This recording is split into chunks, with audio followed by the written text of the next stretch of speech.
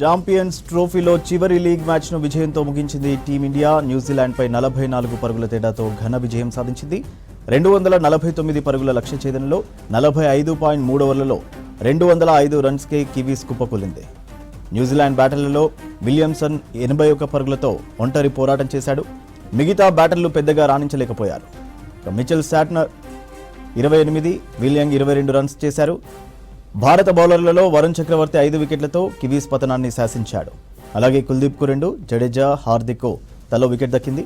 Varun Chakravarthi player of the మ్యాచ్గా నిలిచాడు. అంతకుముందు toss ఓడి బ్యాటింగ్కు దిగిన టీమిండియా ఆరంభంలోనే తడబడింది. ఓపెనర్లు గిల్, రోహిత్ స్వల్ప స్కోర్కి అవుట్ అయ్యారు. శ్రేయాస్ అయ్యర్ 79, హార్దిక్ పాండ్యా 45, అక్షర్ పటేల్ 42 రన్స్తో రాణించారు. అలాగే కేఎల్ రాహుల్ 23, జడేజా 16, రోహిత్ 15 పరుగులు చేశారు. దీంతో 50 ఓవర్లలో 9 వికెట్లు కోల్పోయి 249 పరుగులు చేసింది భారత్. కివీస్ బౌలర్లలో మ్యాట్ హెన్రీ 5 వికెట్లతో సత్తా చాటాడు. జెమిసన్, విలియం శాంట్నర్, రచిన్కు తలో వికెట్ దక్కింది.